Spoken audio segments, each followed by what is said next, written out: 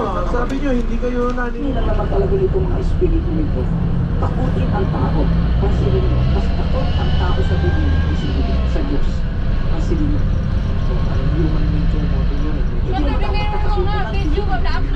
Oo, madaling mong tanaw. Amazing Philippines. Amazing Philippines. Nakaroon siya. Namin may ato. Nakagani. Spiritista. Mga kagamot doon sa mga sinasalita, yung mga bahay na yung mga bahay na sabi, merong mga nakakarinig, nakakakita. Ano yung pinaka hindi nyo makakalimutan na nangyari na na-witness ninyo na sa pagiging espiritista nyo na? I-search dira. Amazing Philippines. Isang babae na galing pa sa Bicol, kinakagat na mismo yung sarili niya. Kinakagat yung sarili. Umabalik na yung mata, nawawala yung itim. Itim na lang, tapos pag tinititigan I-subscribe po.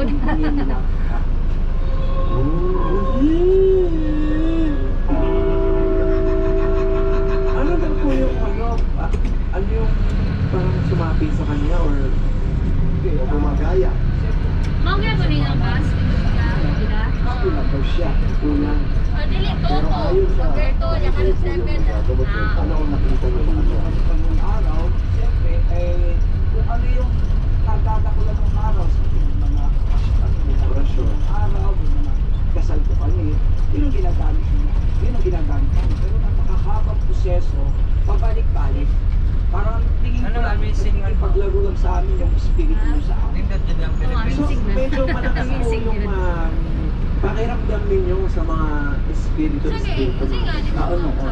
Nung araw na yun talagang sa ngayon po, yung ginagamit namin po yung discernment. Halimbawa, tulad yung pinunta namin isang bakay na 7 na ang pinatay, bakay na Bobo.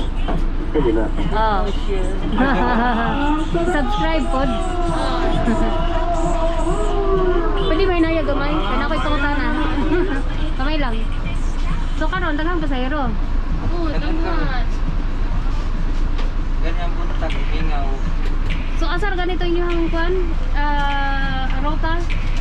Talamban kulon, Talamban kulon. Oo, kulon ko Talamban.